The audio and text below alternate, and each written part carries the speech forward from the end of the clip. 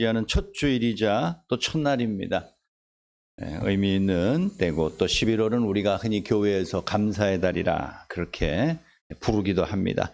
우리 매월 첫 주에 금년도 교회 표 생각하면서 함께 제창하는 시간이 있습니다. 그러고 보니 11월, 12월 이제 두 번밖에 남지 않았군요. 우리 뜻을 생각하면서 두 번 한번 연속해서 함께 제창합니다. 주께 받은 은혜를 세상에 나누도록, 주께 받은 은혜를 세상에 나누도록. 이번 달도 그러한 표의 뜻을 잘 실천하는 열매 있는 감사의 시간이 되기를 바랍니다. 우리 다 같이 찬양대 송해에 맞춰 묵도함으로써 주일 오전 예배 하나님께 드리겠습니다.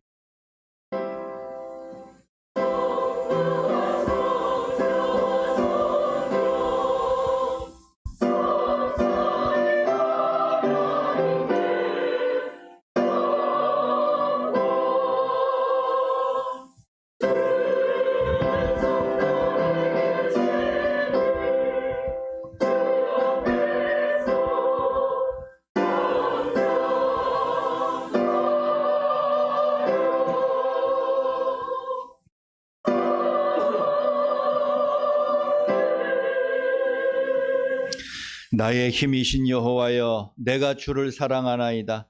여호와는 나의 반석이시요 나의 요새시요 나를 건지시는 이시요 나의 하나님이시요 내가 그 안에 피할 나의 바위시요 나의 방패시요 나의 구원의 뿌리시요 나의 산성이시로다. 내가 찬송받으실 여호와께 아뢰리니 내 원수들에게서 구원을 얻으리로다. 아멘.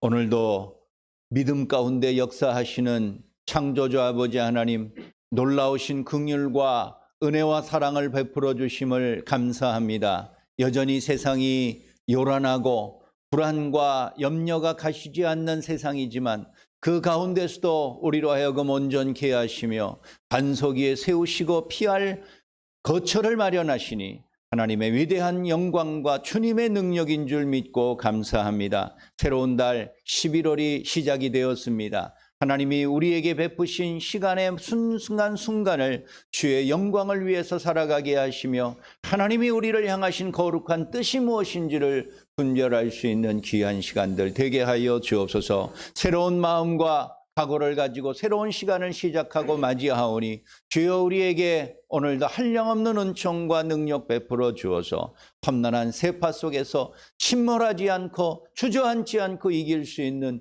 은총과 힘을 더하여 주옵소서. 오늘 드리는 귀한 예배가 이 자리에 참여한 분들이나 또 영상으로 예배드리는 모든 분들이나 다 한 마음 한 뜻을 가지고서 하나님을 영화롭게 하는 귀한 시간 되기를 간절히 바라옵고 예수 그리스도의 이름으로 기도하옵나이다. 아멘.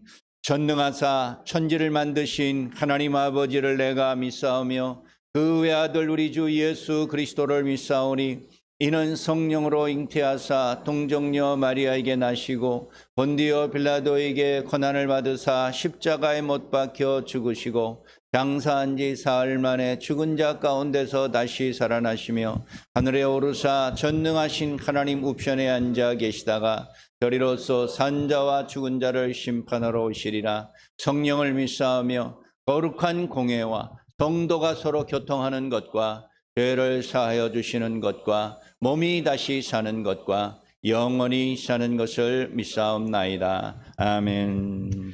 오늘도 살아계신 하나님을 예배하러 오신 여러분들을 주님의 이름으로 환영하고 축복합니다. 세상의 많은 것들이 흔들리고 또 변할지라도 오직 하나님을 향해서 나아가는 우리들의 믿음은 변하지 아니하는 담대함을 가지고 나아가야 될 것입니다. 오늘도 우리가 그런 믿음의 고백을 통해서 하나님 앞에 또 예배를 가지고 또 나아가도록 하겠습니다. 우리 세상 흔들리고 찬양합니다. 세상 흔들리고 사람들은 변하여도 나는 주를 섬기리. 주님의 사랑은 영원히 변하지 않네. 나는 주를 신뢰해. 오직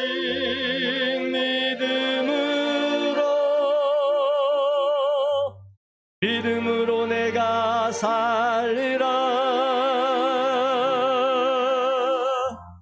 오직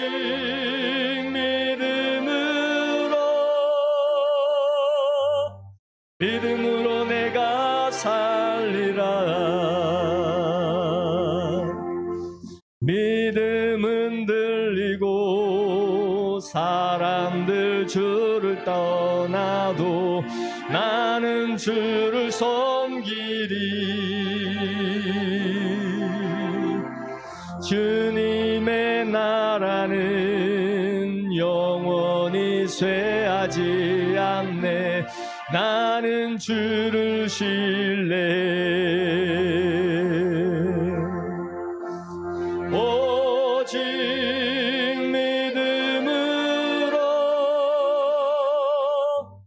믿음으로 내가 살리라. 오직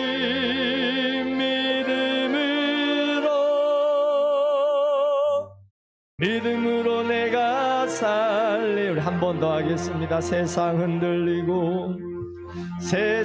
흔들리고 사람들은 변하여도 나는 주를 섬기리. 주님의 사랑은 영원히 변하지 않네. 나는 주를 신뢰해. 오직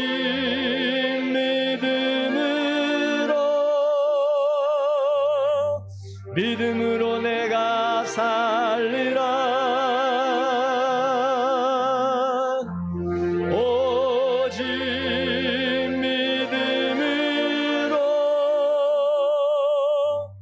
믿음으로 내가 살리라. 믿음은 들리고 사람들 주를 떠나도 나는 주를 섬기리.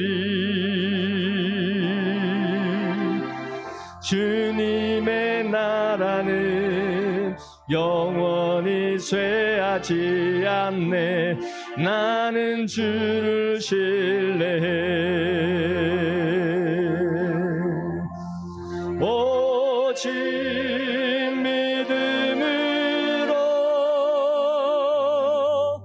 믿음으로 내가 살리라. 오직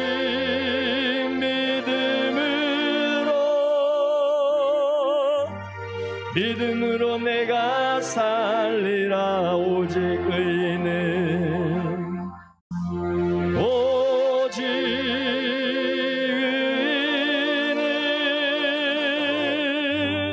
믿음으로 말미암아 살리라. 오직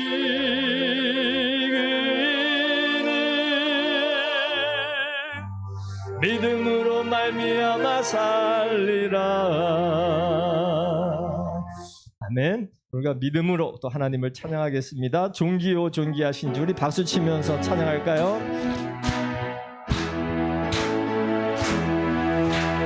존귀요 존귀하신 주,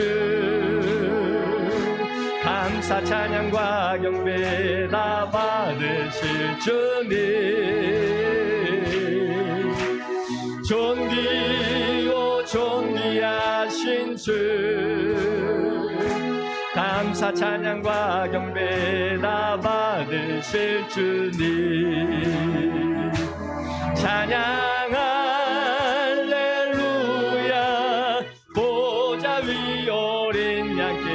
우리 경배하며 영광 돌리네.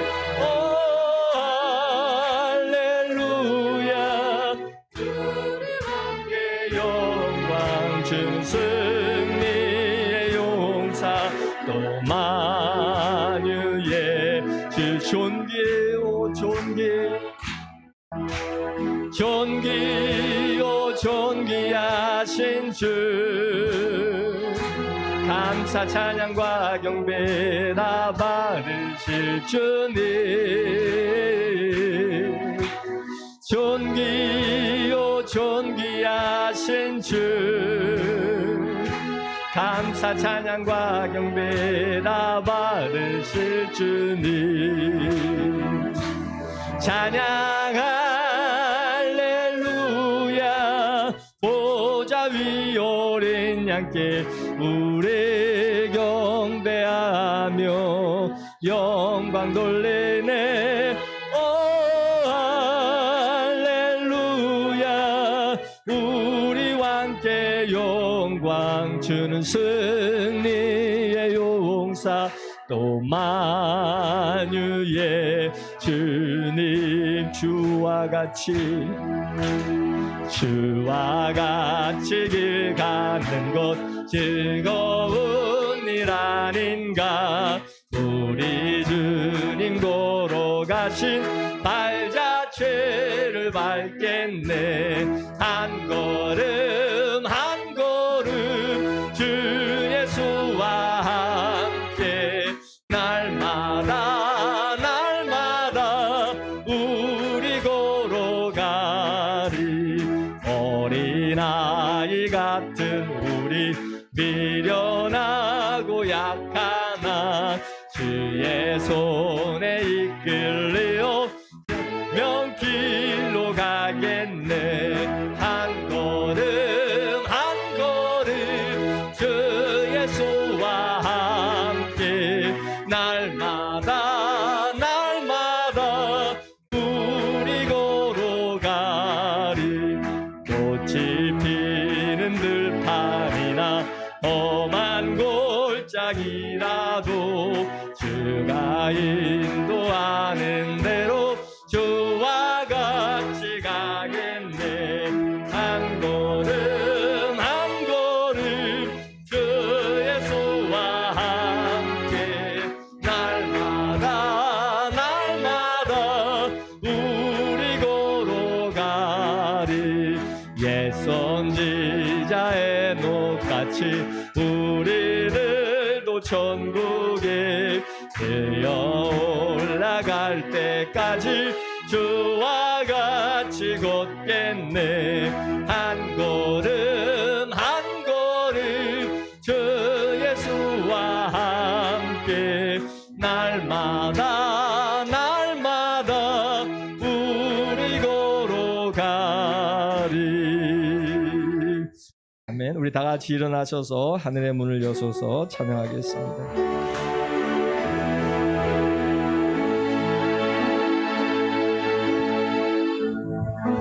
하늘의 문을 여소서 이곳을 주목하소서 주를 향한 노래가 꺼지지 않으니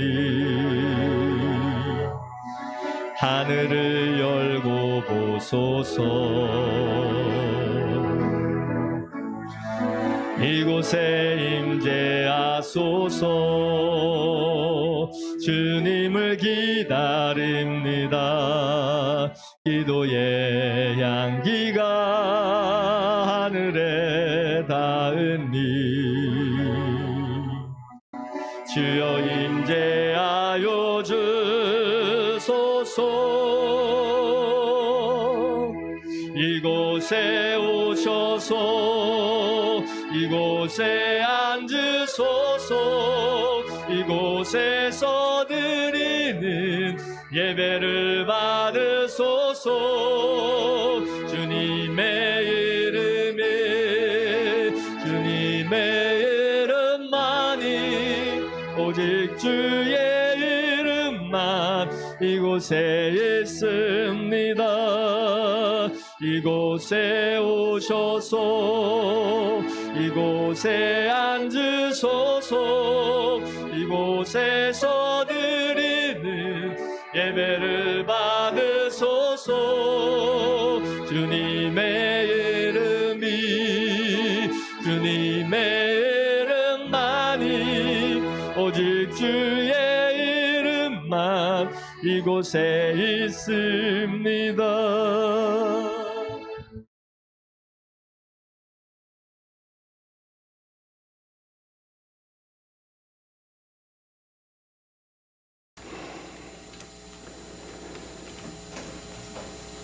사랑과 은혜가 풍성하신 살아계신 하나님 아버지, 감사와 찬양을 올려드립니다. 오늘 주일을 맞이하여 이 예배를 드리는 새로운 교회가 아벨의 산제사가 되게 하여 주시옵소서. 모든 인생의 주인 되신 여호와 하나님, 지난 일주일 동안도 아무런 열매 없이 부끄러운 모습밖에 주님께 드릴 게 없는 저희들을 이 시간 용서하여 주시옵소서. 하나님 아버지, 차마 죄인이라 주님 앞에 얼굴을 들지 못하면서 은혜의 보좌 앞에 또다시 담대히 나왔습니다. 우리의 아우나까지 제된 모습은 그리스도의 보혈로 덮어주시고 주님을 사랑하고자 하는 우리의 마음 하나만 보시고 이 시간 예배에 큰 은혜 내려 주시옵소서. 하나님 하신 하나님 아버지, 이 나라를 불쌍히 여겨 주시옵소서. 세대를 막론하고 이 시대의 사람들이 소망과 빛을 잃어버린 채 살아가고 있습니다. 소망과 빛을 회복시켜 주시옵소서. 특별히 온 세계가 코로나 바이러스로 수많은 확진자와 사망자가 속출하고 수도권에서는 매일 확진자가 발생하여 우리의 일상생활이 많이 제한되어 가고 있습니다. 이 시간 사투를 벌이고 있는 방역당국과 의료진을 지켜주시옵소서. 하루빨리 이 질병이 종식되어 평안한 나라가 되게 하여 주시옵소서. 하나님 아버지, 이국 땅에서 선교의 사명으로 땅끝까지 하나님 나라를 확장시키고 있는 선교사님과 선교사님 가정을 지켜주시고 축복하여 주시옵소서.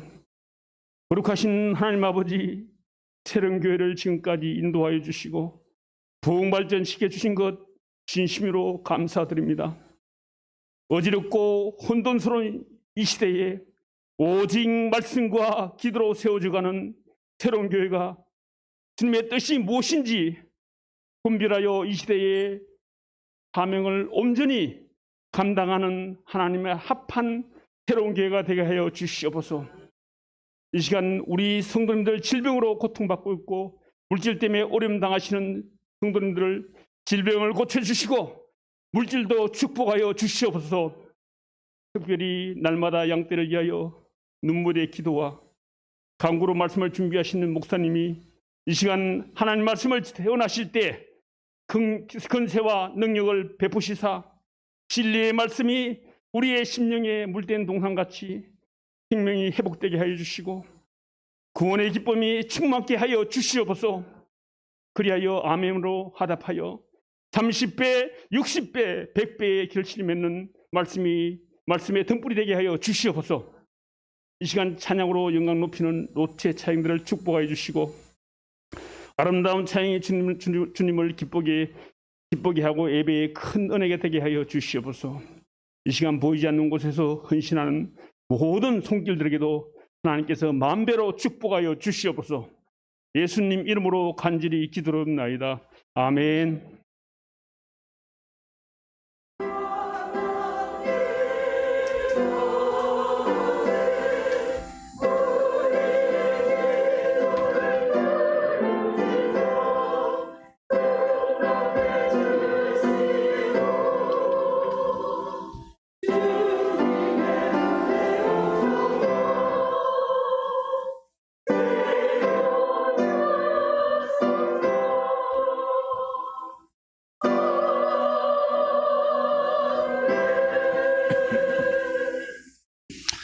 네, 오늘 알려드리는 말씀 전하겠습니다. 여러분 주보 참고하시기 바랍니다. 우리 오랜만에 나오신 교우들도 보이는데 우리 함께 서로 반갑게 맞이하고 인사하면 좋겠습니다. 정부 방침에 따라서 계속해서 대면 예배와 비대면 예배를 병행하고 있습니다. 우리 예배실에서 약 60명 정도 수용하고 그 이상이 오실 때는 4층에서 영상으로 함께 예배드리고 있습니다. 우리 다음 주일은 추수감사절 전주일이기 때문에 관례적으로 성찬식이 있습니다. 성찬식 다음 주일 오전 예배 있음을 여러분들 기억하시기를 바랍니다. 우리 추수감사 특별 새벽기도회를 이번에 갖도록 하겠습니다. 우리 전반기 고난주간에는 특별 새벽기도회를 코로나 바이러스가 너무 심해서 우리가 갖지를 못했습니다. 그러나 새벽기도회, 특별 새벽기도회 추수감사 하반기에는 꼭 가져서 그동안 우리가 하지 못했던 기도와 또 새로운 결심과 또 변화에 대한 헌신을 또 하나님 앞에 드려야 될 것입니다. 우리 다음 주일 월요일 9일부터입니다. 내일부터가 아니고 그 다음 주일인 9일부터 한 주간 동안 특별 새벽기도에 있는 거 여러분들 잘 기억하시고 참여해 주시기 바랍니다. 그 외에 주일 오후 예배와 또 여러 소모임들이 다 휴무 상태 계속 있고 또 중식도 미처 제공하지 못하고 있음을 여러분들께서 잘 양지해 주시기를 바랍니다. 성경 정도학교는 우리 계속해서 비대면 온라인으로서 지속되고 있습니다. 참여하신 분들도 빠지지 마시고 잘 끝까지 동참해 주시기 바랍니다. 그동안 우리 교회 거의 2년 동안 수고하셨던 우리 지휘자 이철재 목사님, 반주자 김성희 사모님, 또 직장 사역 관계로서 사임하시게 되었습니다. 여러분들 아쉽게 생각하고 하시는 모든 사역들이 좋은 열매 거둘 수 있도록 여러분들 기도해 주시고 또 그동안 수고하신 모든 수고한 분들 두 분에게 여러분들의 깊은 감사도 함께 나누는 그런 마지막 시간이 됐으면 좋겠습니다. 오늘 중식은 대접하지 못하지만 이성근 김희희 권사님 검사에 감사해서 오늘 나가실 때 떡을 대접해서 나가십니다.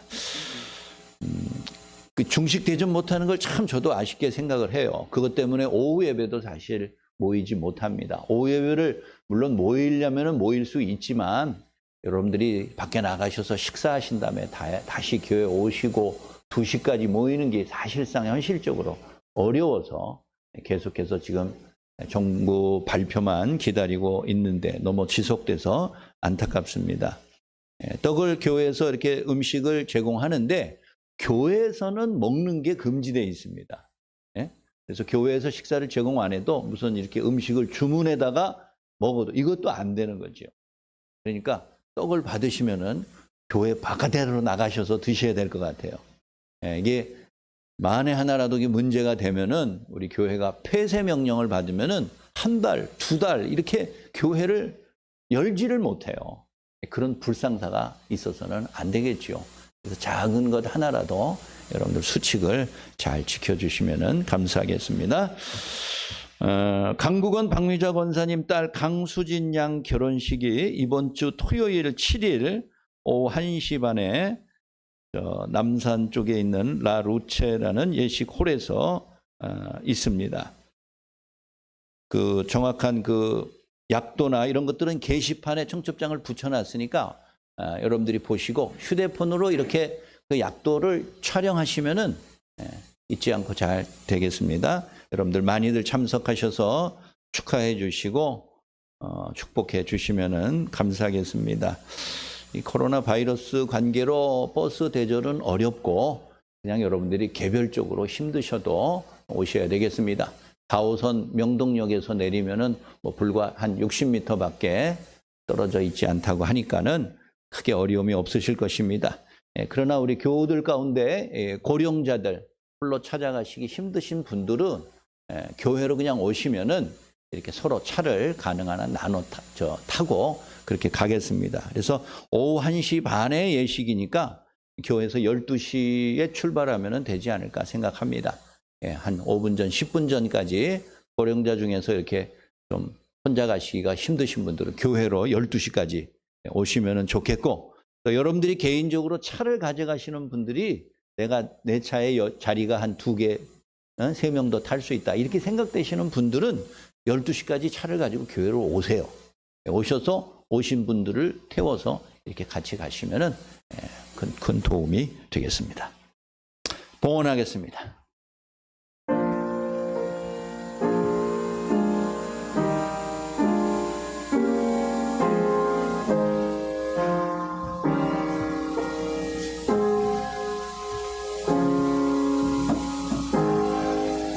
우리 봉헌을 위해서 다시 한번 기도드리겠습니다. 우리 하나님의 말할 수 없는 사랑과 은혜 베풀어 주심을 감사합니다. 하나님께서 우리를 사랑하셔서 매일매일 먹고 마시고 잠자고 일할 수 있는 터전까지 마련해 주셨습니다. 세상에 많은 사람들이 이 일로 고민하며 낙심하지만 또 우리에게는 이 모든 고난 중에서도 이길 수 있는 은혜를 주셨사오니 이것이 우리들에게도 가장 큰 기쁨이요 감사의 이유가 되게 하여 주옵소서. 오늘도 귀한 삶의 모습들을 하나님 앞에 다시 한번 감사하는 마음으로 되돌려 드립니다. 예물을 드린 모든 손길들 축복하시고 하나님의 자비와 긍휼로 갚아 주옵소서. 저들의 수고와 헌신의 모습이 물질로 끝나는 것이 아니라 시간과 비전과 재능과 모든 것까지 다 하나님의 영광을 위해서 드릴 수 있는 귀한 헌신의 시간 되게 인도하여 주옵소서. 또 그동안 2년 가까이 수고한 이철재 목사님 부부가 또 오늘로 마지막 시간이 되었습니다.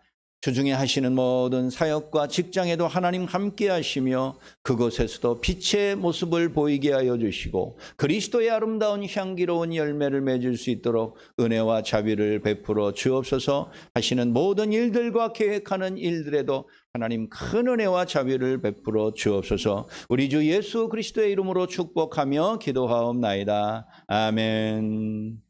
하나님 말씀 다 같이 봉독합니다. 로마서 3장 19절입니다. 신약성경 242쪽쯤에 있습니다. 로마서 3장 19절부터 26절까지 있는 말씀 우리 한 절씩 교독하겠습니다. 우리가 알거니와 무릇 율법이 말하는 바는 율법 아래에 있는 자들에게 말하는 것이니 이는 모든 입을 막고 온 세상으로 하나님의 심판 아래에 있게 하려 함이라. 그러므로 율법의 행위로 그의 앞에 의롭다 하심을 얻을 육체가 없나니 율법으로는 죄를 깨달음이니라. 이제는 율법 외에 하나님의 한 의가 나타났으니 율법과 선지자들에게 증거를 받은 것이라.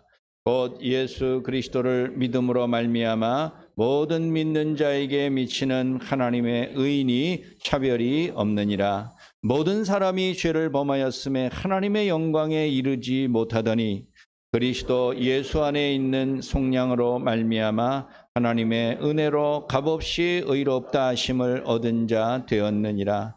이 예수를 하나님이 그의 피로서 믿음으로 말미암는 화목제물로 세우셨으니 이는 하나님께서 길이 참으시는 중에 전에 지은 죄를 간구하심으로 자기의 의로우심을 나타내려 하심이니 곧 이때에 자기의 의로우심을 나타내사 자기도 의로우시며 또한 예수 믿는 자를 의롭다 하려 하심이라. 아멘. 로체 찬양대원들 나오셔서 찬양드리겠습니다.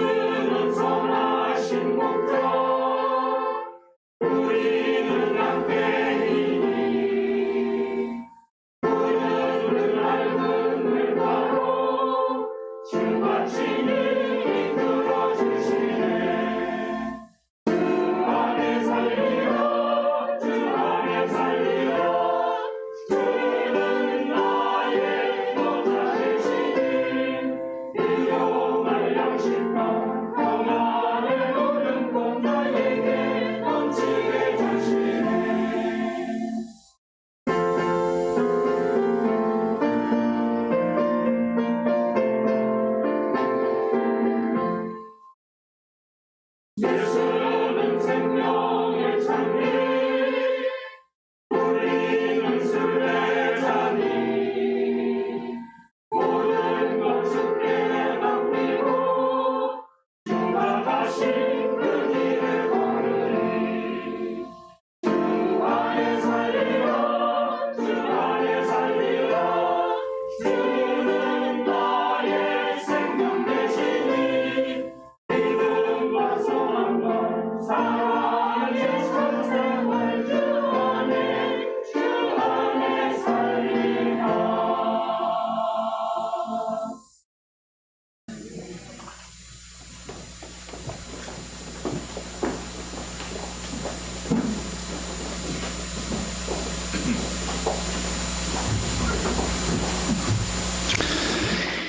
인류의 역사가 몇 년인지 아무도 정확하게 모릅니다. 그러나 기록을 하면서부터 증거를 가지고서 추정하는 연대는 몇만 년 정도로 생각합니다. 인류의 역사는 일종의 시간이지요. 1년, 2년, 100년, 1000년, 만년 시간입니다. 시간이 쭉 흘러서 오늘 2020년대까지 왔습니다. 그 시간의 역사 속에서 아주 중요한 변곡점이 있습니다. 올라갔다 갑자기 뚝 떨어지고 내려간 곳에서 갑자기 올라가는 그 순간의 시기가 있는데 우리는 그런 것들을 대사건이다 이렇게 부릅니다. 인류 역사에는 대사건들이 있습니다. 그 중에 으뜸은 예수 그리스도의 탄생입니다. 그래서 그리스도가 이 땅에 오신 탄생한 그 해를 기준으로 하여서 예수가 오기 전 세상과 온 후의 세상을 가르는 것입니다. 우리가 흔히 말하는 서기 2020년 했을 때 그 서기라는 말은 서양의 기원을 이루었다. 한 기원을, 한 시대를 이루었다라는 것입니다. 그래서 예수 그리스도가 탄생한 지 2020년이 흘렀음을 우리가 그 한 사건을 통해서 압니다. 그러면 최근 인류의 역사 2000년, 2020년이죠. 정확하게는 2000년 넘는 이 긴 시간 동안 인류의 역사를 큰 획을 하나 그을 만한 대사건이 뭐가 있을까? 몇 개나 있을까? 한번 생각해 보세요.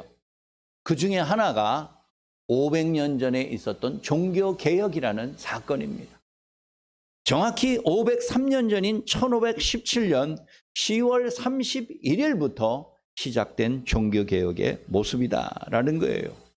우리는 종교개혁이 뭔지 잘 모릅니다. 어떤 배경에서 시작이 됐고 그 일이 어떤 결과를 초래했는지 잘 알지 못합니다. 그러나 종교개혁이 없었다면 오늘 기독교라는 것은 없었을 것이고 어찌 보면 우리는 종교에 사로잡혀 사는 어리석고 미련한 사람이 되었을런지도 모를 일입니다. 루터라는 한 개혁자가 일으킨 이 종교개혁이 인류의 최근 2000년의 역사 가운데 가장 중요한 대사건 가운데 하나라고도 볼 수 있을 것입니다. 종교가 없는 예수를 믿지 아니하는 비기독교인의 입장에서는 종교개혁 사건이 별것 아닐 수도 있습니다. 그들에게는 산업혁명이 더 중요하고 르네상스가 더 중요한, 문예부흥이 더 중요한 것으로 여길 수도 있을 것입니다. 그러나 교회와 신자들에게 있어서 종교개혁은 매우 중요한 중대한 대사건이라고 할 만한 것이에요. 그것이 1517년 10월 31일 언제죠? 어제 아닙니까? 어제 일어났기 때문에 오늘날 전 세계 교회에서는 10월 마지막 주나 11월 첫째 주를 종교개혁 기념주일로 지킵니다. 그런데 아쉽게도 금년은 이 코로나 바이러스 사태로 그런 모든 행사와 기념식이 줄줄이 다 취소되었습니다. 어쨌든 독일의 마르틴 루터라는 한 개혁자가 불을 당긴 이 종교개혁으로 인하여서 부교와 신교가 서로 갈라졌습니다. 분리되었습니다. 부교는 우리가 흔히 아는 로마 천주교를 말하는 것이고 신교라는 것은 개신교를 말하는 것이에요. 프로테스탄트 개신교를 말하는 것이에요. 종교개혁은 1500년 넘게 내려온 신앙생활을 근본적으로 개혁하여서 새로운 믿음의 체계를 세웠습니다. 오늘 우리가 아무 거리낌 없이 아무 관심 없이 지금 하는 이 신앙의 체계도 바로 그 종교개혁 500년 전의 작품이다라고 말할 수 있을 것입니다. 저나 여러분이나 로마 천주교의 미사에 참석한 사람은 거의 없을 것입니다. 로마 천주교의 미사는 우리하고 비슷하면서도 상당히 다릅니다. 그리고 그 목적도 상당히 다릅니다. 저는 구교인 로마 천주교를 비난할 생각은 조금도 없지만은 우리와 500여 년 전에 한 뿌리로부터 시작이 된 것에 대한 형제애는 갖고 있습니다. 그러나 그 추구하는 바와 하나님을 예배하고 신앙을 계속하는 방식이 상당히 다르다는 것만은 여러분들이 알아두어야 될 것이에요. 우리는 그 개혁자들의 후손이라고 할 수 있습니다. 1500년이라는 그 말이 1500년이지 누가 감히 1500년을 살겠어요. 그 긴 세월 동안 한 종교와 한 체제 밑에서 신앙생활을 해왔는 것이 어느 날 갑자기 이렇게 신앙생활해서는 안 된다. 이것은 온전한 신앙의 본질이 아니다. 라는 개혁자들의 용기 있는 행동을 통하여서 오늘날 개신교회가 생겨났고 올해로 503주년을 맞이하게 된 것입니다. 종교개혁 이래 기독교회에 변하지 않는 표가 있습니다. 그게 뭐냐? 교회는 날마다 개혁되어야 한다라는 것이에요. 여러분 한번 따라해 보시겠어요? 교회는 날마다 개혁되어야 한다. 교회는 날마다 개혁되어야 한다. 이게 모든 전 세계의 개신교회들의 표 가운데 하나입니다. 교회는 날마다 개혁되어야 한다. 거기서 말하는 교회는 바로 나 자신을 말하는 거예요. 신자를 말하는 거예요.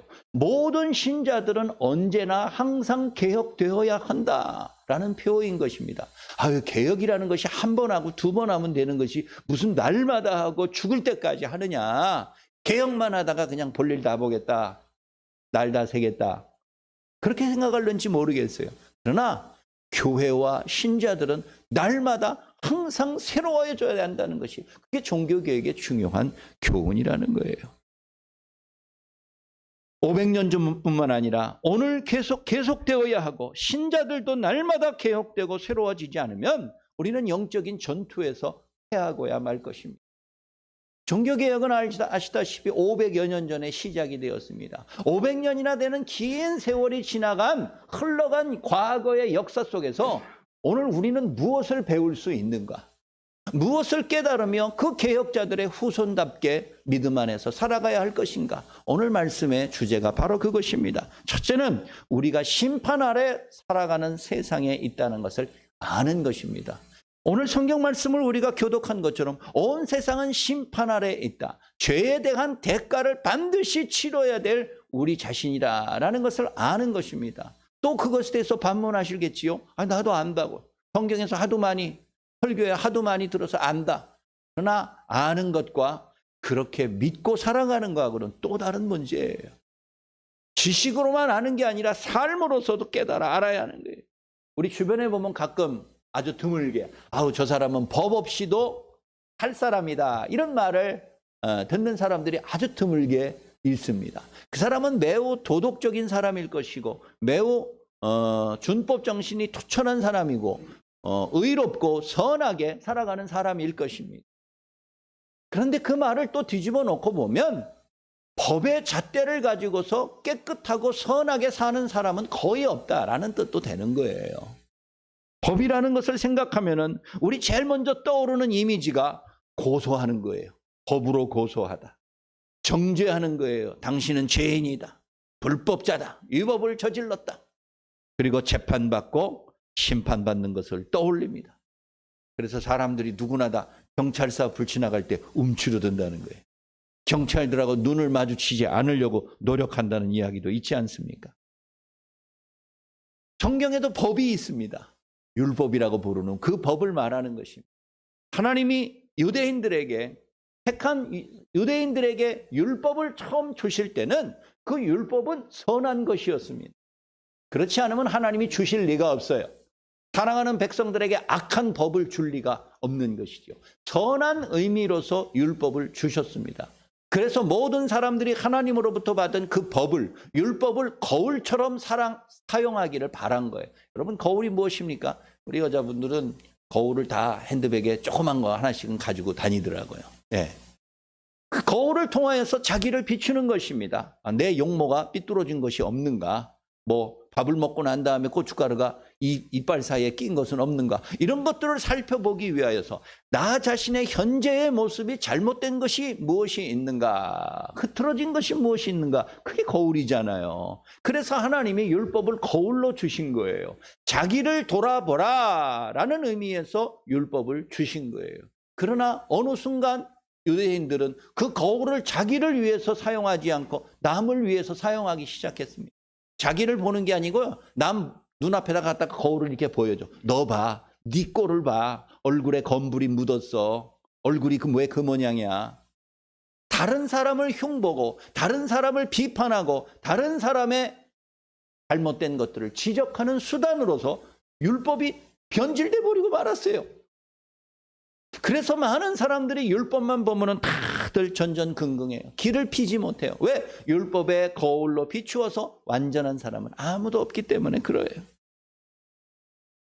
유대교의 지도자들은 평범한 유대인들을 이러한 율법의 잣대를 가지고 날마다 정죄하고 이거 봐. 법에 의하면 너는 이게 잘못이야. 저게 문제야. 그렇게 살면 안 돼. 끊임없이 남을 심판하고 채찍질했어요. 그러다 보니까 이 율법을 처음에는 선한 것으로 알고 살아갔던 사람들이 점점 율법 때문에 신앙생활을 제대로 할 수가 없어요. 뭐 조금만 해도 잘못했다고 비난의 손가락질이 나오고 나를 비판하고 교회 유대인 회당에서 자기를 비난하고 있으니까 말이에요. 예수님께서 마태복음 23장에서 바리새인과 서기관, 유대 지도자들을 말하는 거죠. 유대교의 지도자들을 향하여서 그들을 비판하고 그들을 책망할 때 화 있을진저라는 말을 썼어요. 유대교의 지도자들은 법 없이도 살아갈 수 있어야 되는 사람 아니에요? 율법을 가르치는 사람들이 율법에 대해서 더 잘 지켜야 되는 것이 마땅할 것입니다. 그런데 우리 예수님께서 그 사람들을 향해서 비판하시면서 화 있을진저 이거를 6번이나 반복하여 사용했어요. 우리말로 화 있을진저 그냥 이렇게 번역한 것뿐이지 실제로는 거의 저주에 가까운 비난을 퍼부은 거예요. 너희에게 이런 저주가 있을 것이다. 화가 있을 것이다. 너희가 이런 사고를 당하고 이런 고통을 당할 것이다. 예수님이 그렇게 말씀하셨다는 거예요. 유대교의 지도자들을 향하여서 우리 주님이 6번이나 반복하여서 그들의 위선과 그들의 타락한 모습, 추악한 종교 행위를 비판하셨어요. 종교 지도자들은 남을 비난하고 정죄하는 손가락질이 자기를 향하는 건지도 알아차리지 못했어요. 마태복음 7장 2절에서 우리 주님이 제자들을 향해서 말합니다. 남을 비판하지 말아라. 남을 비판하는 그 비판으로 네가 비판을 받을 것이고 남을 헤아리는 그 헤아림으로 너도 그 헤아림을 당할 것이다. 우리 주님이 그렇게 말씀하셨어요. 오늘 읽은 말씀 19절에 보니까 모든 율법 아래에 있는 자들은 하나님의 심판 아래에 있게 하려 하심이라 라는 거예요. 심판 아래 원래 없는데 일부러 있게 한다라는 게 아니고요. 모든 사람들이 심판 아래에 있다는 것을 깨닫게 하려는 거예요. 깨닫게 하려는 거예요. 그게 율법의 목적이에요. 율법을 주신 목적이에요. 거울을 보면서 내가 이런 위기 속에 살아가고 이런 고난 속에 있다는 것을 제발 좀 알고 살아가라는 거예요. 이것이 개혁의 중요한 본질이기도 합니다.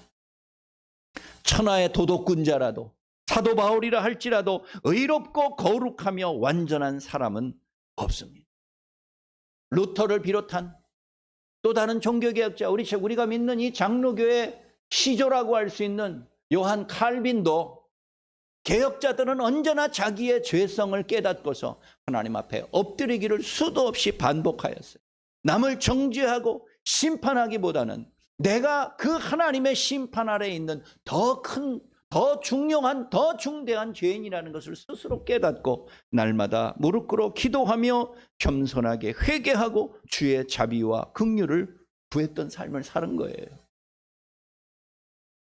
남을 비난하고 정죄할 시간에 회개와 기도를 통해서 하나님의 의와 자비와 긍휼을 구하는 것, 그게 개혁자들의 정신이에요.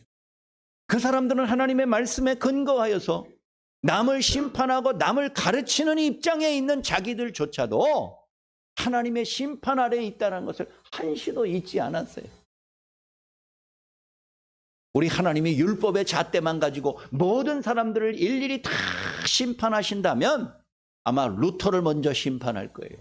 칼빈을 먼저 심판할 거예요. 목사인 저부터 먼저 심판하고 정죄할 것이에요. 그러나 그 누구도 예외인 사람은 아무도 없는 것이지요. 그것이 개혁의 정신인 것입니다.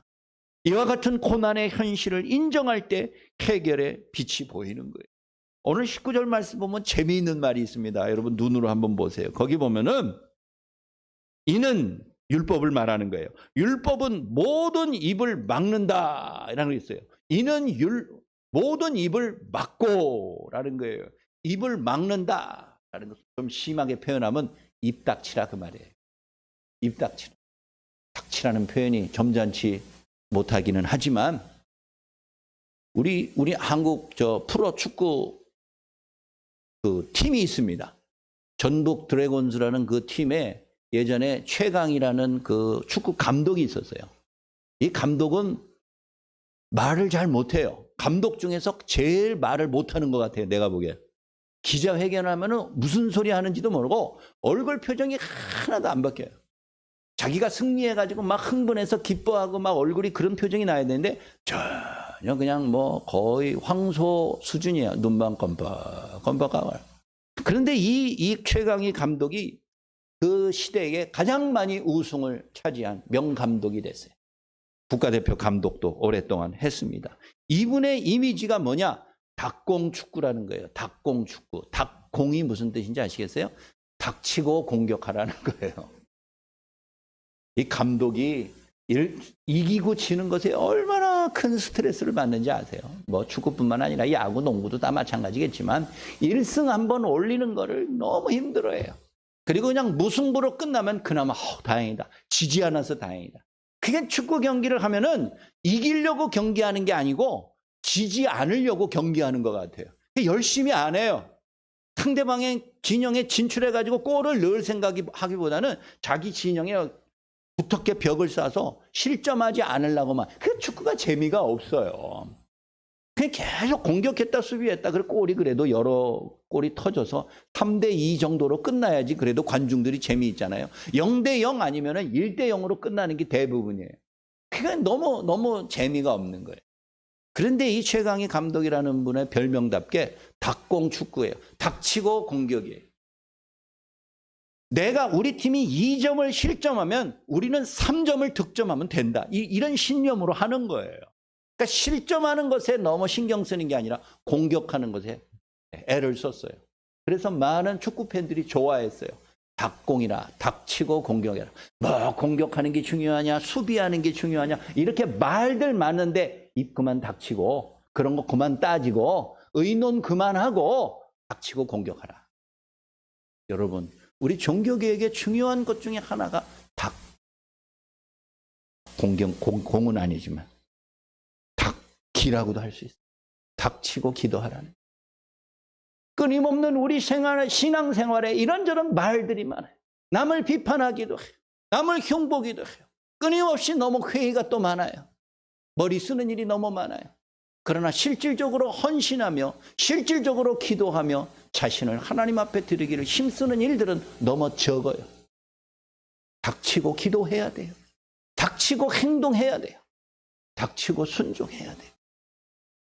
오늘 성경이 우리에게 이 모든 입을 막고서 이제 그만 얘기하라. 말하는 거는 너무 충분해요. 정보는 우리 사이에 너무 많이 돌아다녀요. 이제 그런 거 그만하고 하나님 앞에 실제로 무릎 꿇어 기도하며 우리 자신이 심판 아래 있다라는 그 고난의 현실을 주님 앞에 인정하고 주님께 매달릴 때 하나님께서 우리에게 용서와 회복의 은혜를 더하여 주실 것입니다. 이것이 개혁의 가장 중요한 첫 번째 원리이기도 해요. 둘째는 하나님의 의이신 그리스도를 아는 것이에요. 루터가 살던 중세는요, 기독교 타락이 극에 달했던 시기였습니다. 평범한 기독교인들이 자기가 읽을 수 있는 성경이 하나도 없었어요. 말이 됩니까? 우리 한국 사람들이 읽을 수 있는 한글로 번역된 성경이 없다고 쳐보세요. 영어로 된 성경만 있다고 한번 쳐보세요. 신앙생활이 되겠습니까? 신앙생활의 기쁨과 즐거움이 있겠습니까? 그 시대는 그랬어요. 주일 예배에 참석해서도 이해하지 못하는 이상한 라틴어와 언어를 가지고 뭐라고 신부가 강론하는데 도무지 한마디도 알아들을 수가 없어요. 그냥 의식에 참여해서 일어나라 그러면 일어나고, 앉으라 그러면 앉고, 기도한다 그러면 눈 감고, 기도 끝났다 그러면 눈 뜨고, 가라 그러면 귀가하고, 그런 생활이 계속 반복돼요. 무슨 로봇이 기계적으로 어디에 뭘 했다 그만뒀다, 껐다 켰다. 신앙생활이 그 시대는 그렇게 됐어요. 그래도 교회는 계속해서 하나님의 은혜는 주사처럼 이렇게 주입되는 것이다. 즉 다시 말해서 예배에 참석만 해도 하나님이 그 사람 한 사람에게 주사로 하나님이 은혜를 주입해 준다. 이렇게 가르쳤어요. 주입된 은혜 사상이 그런 거예요. 예배에 참여했다고 그래서 자동적으로 은혜가 내 몸속에, 머릿속에, 가슴속에 주입되는 거 아닙니다. 지금도 마찬가지.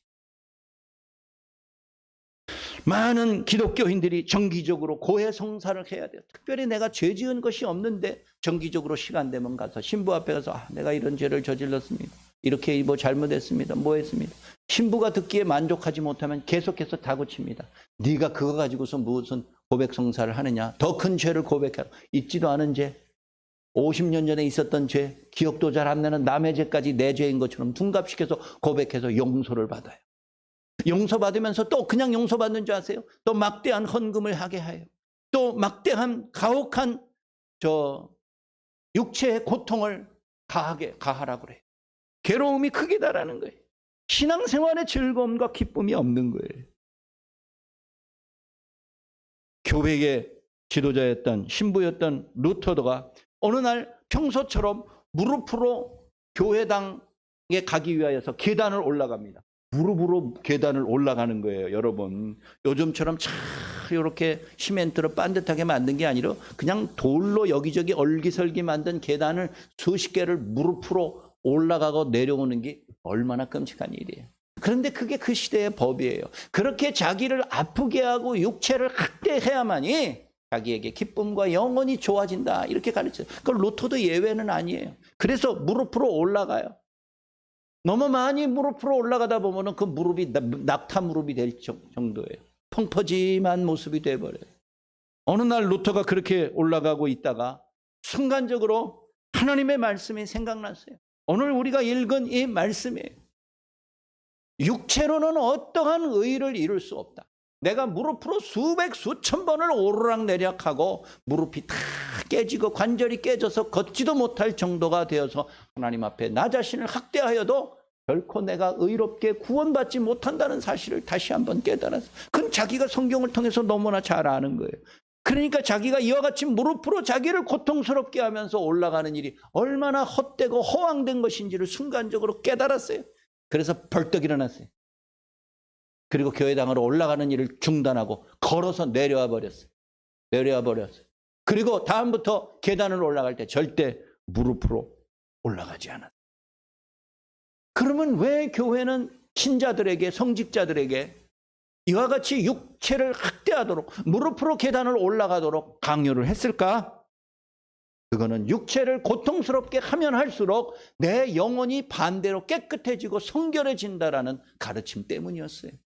육체는 더럽고 추악한 것이니까 육체를 때리고 채찍질하고 막 꼬챙이로 자기의 몸을 찔러서 피를 흘려서 괴롭게 해야만이, 악을 더러운 것을 괴롭게 해야만이 선하고 정결한 내 영혼이 깨끗해진다. 그렇게 가르친 거예요. 그러니 많은 사람들이 얼마나 고통과 괴로움이 심했겠습니까? 죄에 대한 심판은 의로 인한 용서로 바뀐 것을 루터가 그때서야 깊이 깨달은 거예요.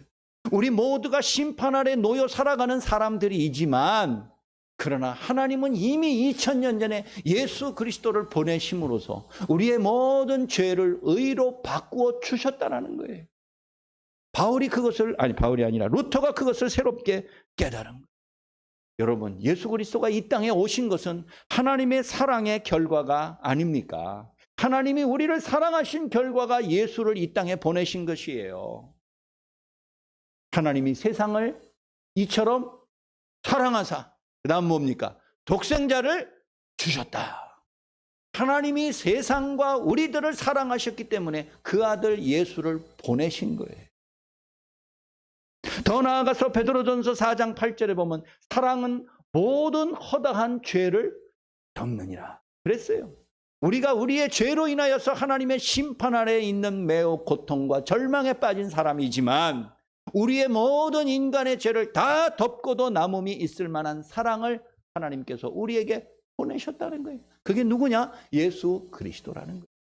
따라서 그리스도가 십자가에서 이루신 그 위대한 사랑이야말로 우리 인간들이 범하여 모든 죄를 덮고도 해결하고도 남음이 있는 하나님의 능력이 것이죠.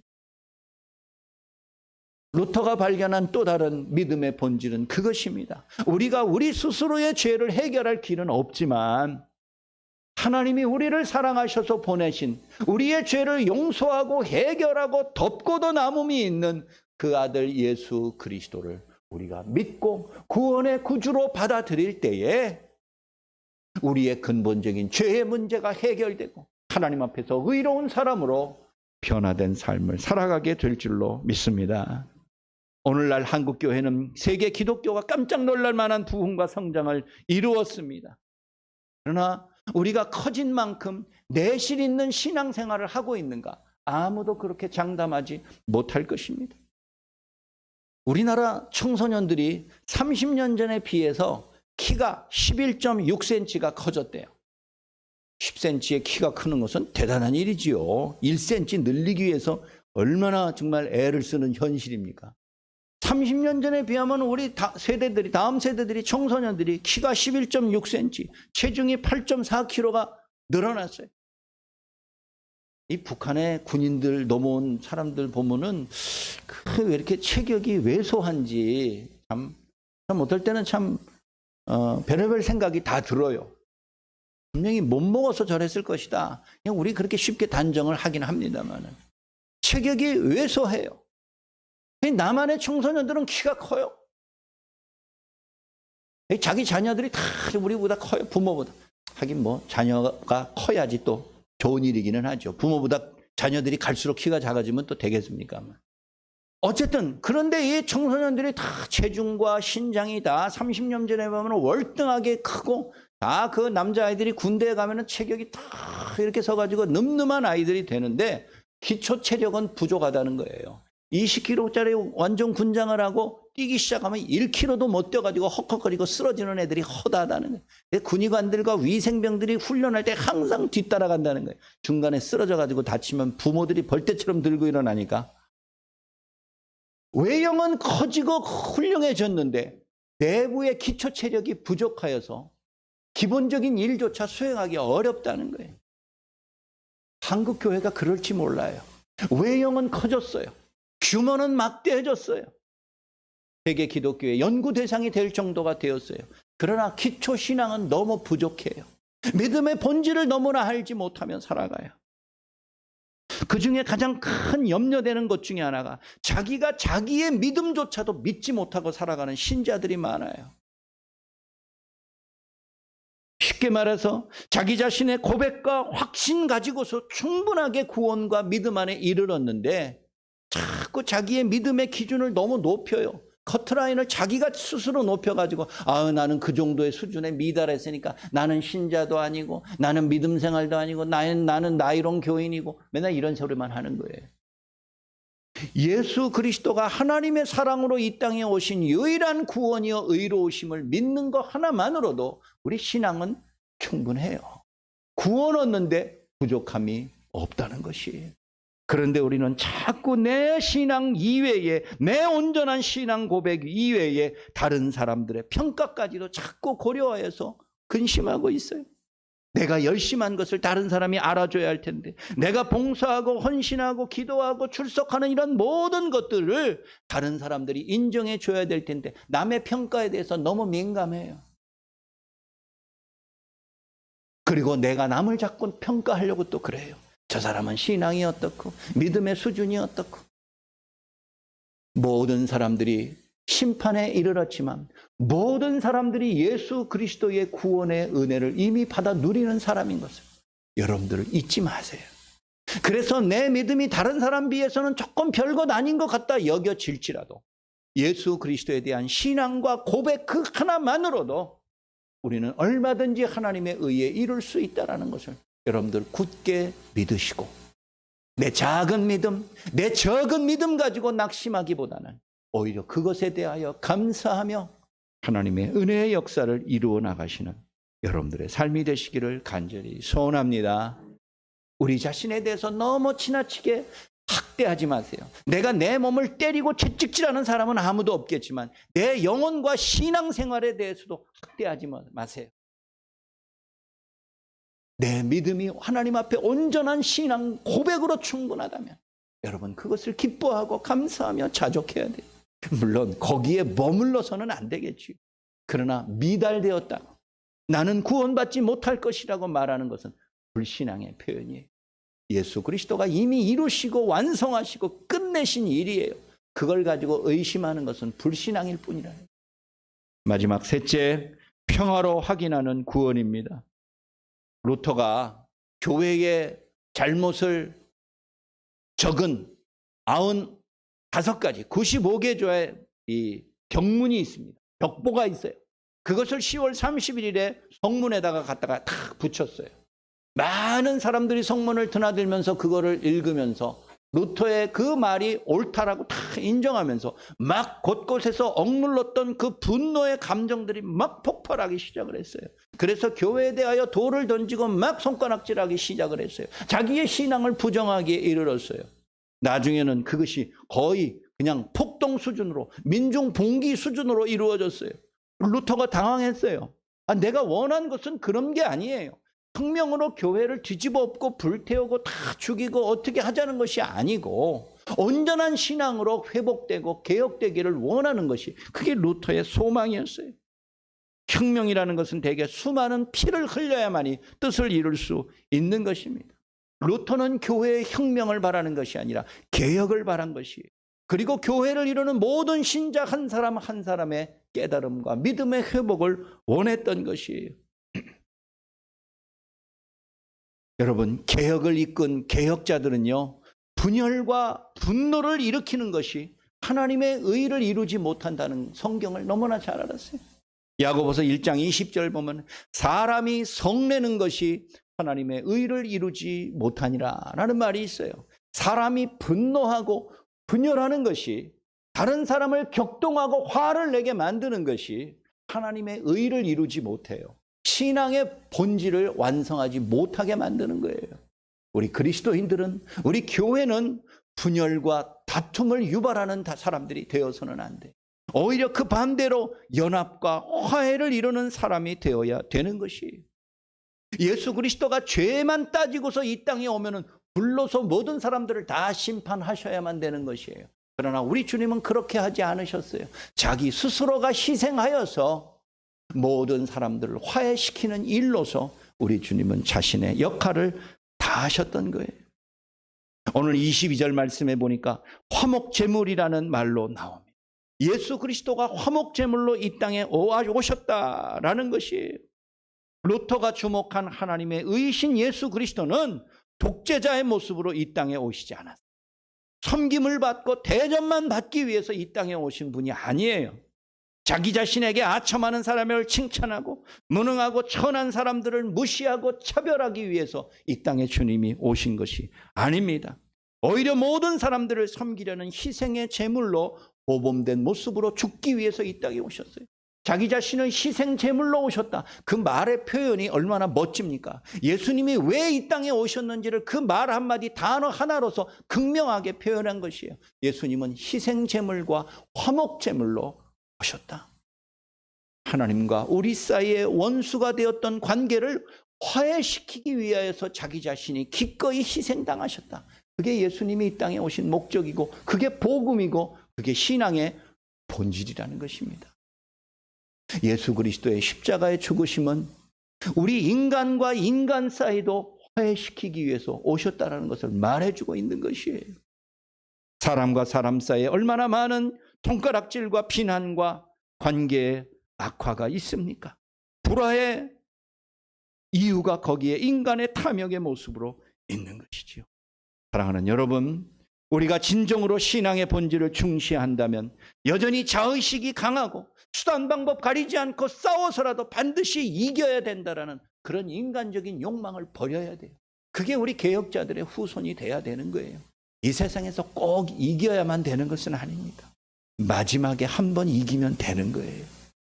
이 세상에서 얼마나 많은 싸움이 하루에도 몇 번씩 거듭됩니까?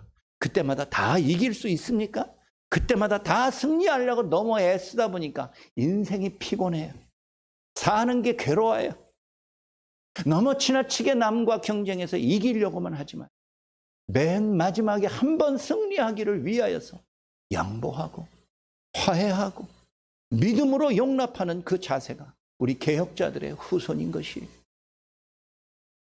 오늘 종교개혁 기념일을 맞이하면서 다시 한번 믿음의 본질을 우리가 돌아보게 만듭니다. 사랑하는 여러분, 우리가 내가 남 앞에 나서서 말하고 행동하는 것이 말하고 행동할수록 다른 사람을 화해시키고 그 사람을 기쁨을 주는 일이라면 열심히 그 일을 행하세요. 더 반복하여 수고하세요. 그러나 내가 말을 많이 하면 할수록 행동을 많이 하면 할수록 화해는커녕 분열이 생기고 다툼이 생기면은 입 다물고 그 행동 그만 중단하고 믿음으로 하나님 앞에 기도하는 모습으로 돌아가셔야 돼요. 그것이 우리 신자의 삶이에요. 교회는 외형적으로 커지고 수십억의 기독교인들이 전 세계에 살지만 서양에 가면은 또 뭐 서양뿐이야. 서울에 가도 우뚝우뚝 솟은 대형 교회들이 있어서 자부심을 느끼기도 하지만 그 속에 들어가면 진짜 하나님 안에서 겸손한 사람, 화해를 추구하는 자기 자신을 희생하면서까지라도 화목을 이루는 믿음의 사람은 찾아보기 어렵습니다. 개혁의 정신으로 돌아가지 못한 것이지요. 사랑하는 여러분, 말씀을 마치겠습니다. 루터가 개혁의 횃불을 높이 들었을 때에 얼마나 많은 주변에서 압력과 협박이 찾아왔는지 몰라요. 인간적으로 생각하면 두려워요. 당장 어디 도망가고 숨어버리고 싶어요. 그러면 모든 것이 다 또 물거품이 되고 없던 걸로 살아갈 거예요. 그때 루터가 기록한 시가 있어요. 내주는 강한 성이요 방패와 병기 되시니. 우리 찬송가에도 있지요. 내주는 강한 성이요. 그걸 루터가 작사 작곡한 찬송가입니다. 어려울 때마다 자기가 개혁의 정신을 가지고 온전하게 신앙생활을 하려고 노력할 때마다 찾아오는 수많은 위기와 아픔을 겪을 때마다 그 찬송을 불렀어요. 내주는 강한 성이요 방패와 나의 병기가 되신다. 인간에게 기대할 게 아니라 하나님을 의지하며 하나님만이 나를 보호해 줄 수 있는 성과 방패와 병기가 되고 어떠한 원수와 적들의 싸움에서도 그리스도가 나를 대신하여 싸울 것이라는 확신을 갖고 사는 것. 그게 우리 개혁자들의 후손인 우리들의 모습이라는 것이에요. 사랑하는 여러분, 개혁을 주저하거나 두려워하지 마십시오. 자꾸 뭔가 변하는 것을 나이가 들면서 원치 않지요. 그러나 그것을 신앙의 개혁을 두려워해서는 안 돼요. 내 신앙이 날마다 개혁되고 변화돼야 된다는 것을 인정하셔야 되는 거예요. 예수님도 그 당시에는 최고의 개혁자였어요. 극도의 개혁자였어요. 우리 주님이 그렇게 행하지 않고서는 온전한 신앙과 아버지의 뜻을 이룰 수 없기 때문에 그랬어요. 우리 모두가 혁명적으로 뭘 할 수 있는 것은 아니지만 적어도 나로부터의 혁명과 개혁은 이루셔야 돼요. 다른 사람에게 너 고쳐, 당신 그렇게 개혁해, 이렇게 손가락질할 마음이 있으세요? 나부터 개혁하시고 그래야만이 자격이 주어지는 거예요. 우리 모두 자기로부터의 개혁을 통하여서 신앙의 피어나를 꿈꿀 수 있는 믿음의 역사를 이루어 나가는 여러분들의 복된 삶 되시기를 주의 이름으로 간절히 축원합니다. 사랑이 많으신 아버지 하나님, 놀라운 능력과 은혜 베풀어 주심을 감사합니다.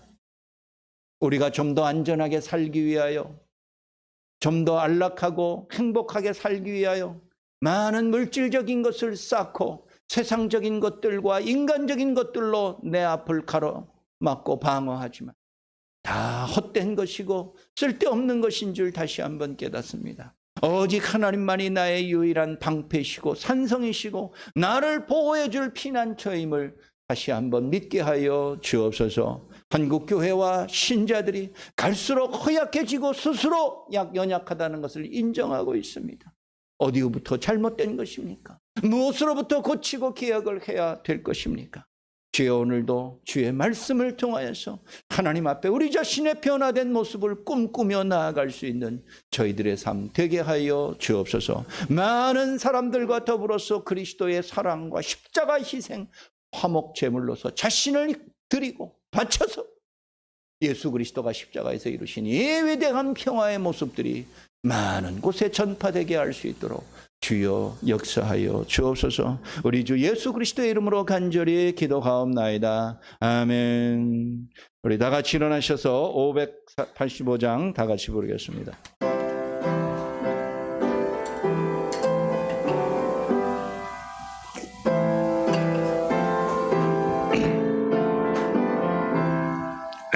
내 주는 강한 성이요 방패와 병게 되시니 큰 환난에게 소리를 응하여 내시리기로다.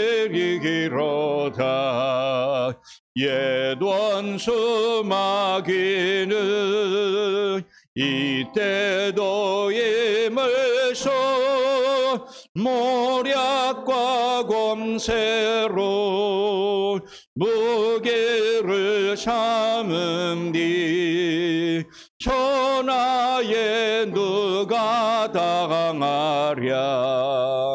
내 힘만 의지가 갈 때는 해갈 수밖에 없도다.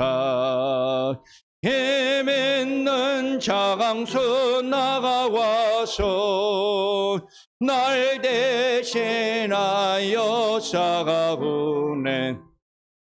이 장수 누군가 주 예수 그리스도 만군의 주로다. 당할 자 누구랴. 반드시 이기리기로다. 이 땅에 마귀덕을 끌어 우리를 삼키려고 하나. 겁내지 말고 서걷거라. 진리로 이기리기로다. 친척과 재물과 명예와 생명을 다 빼앗긴데도 진리는 살아서 그 나라 영원하리라. 아멘. 이제는 우리의 영원한 대장 되신 예수 그리스도의 은혜와 창조주 하나님의 말할 수 없는 사랑과 성령님의 위로 교통 충만케 하심이 변화를 두려워하는 이 때에 우리의 믿음을 날마다 새롭게 개혁하여 하나님의 의를 이루며 믿음의 본질을 통하여 기뻐하기로 작정하는 머릿속에 모든 주의 자녀들과 이 땅의 교회들 위해 이제부터 영원까지 항상 함께 하실지어다. 아멘.